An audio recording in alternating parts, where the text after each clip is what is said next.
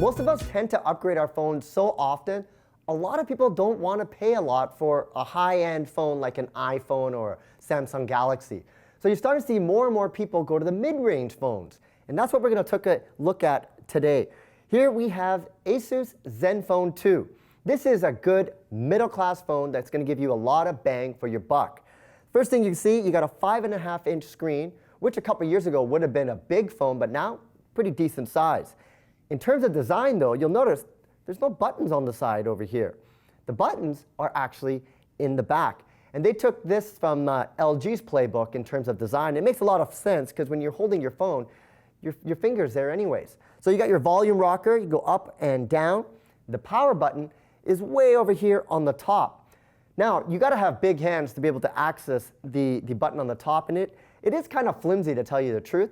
But there is a secret way to turn it on and off. All you got to do is tap on and tap on to access your phone, which is a nice feature because the button, as I mentioned, is way out in the back. Also, in terms of design, this is a great feature. Not all phones do this anymore. You do get a removable back. And this gives you a lot of benefits. One, you got dual SIMs. What does that mean? Well, you can have 2 different phone numbers on here. This is good if you're a business traveler. Say you travel in the US and you're from Canada. You can have your Canadian SIM and your US SIM over here and access both numbers at the same time while you're traveling. Or if you're a small business owner and you have a personal line and your business line and you want to keep them separate but you don't want to carry 2 phones, now you have one phone that can do both.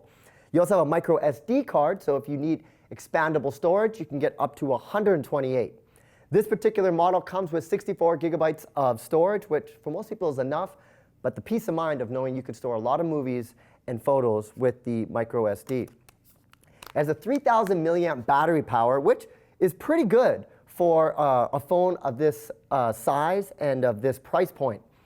But the best thing is you get 4 gigs of RAM. And this is really something that surprised me, especially at this price point, which retails about $300 US. 4 gigs of RAM allows you to multitask through a lot of different apps. Speaking of apps, one thing I don't like about this phone, and I was hoping Asus would learn, is the bloatware.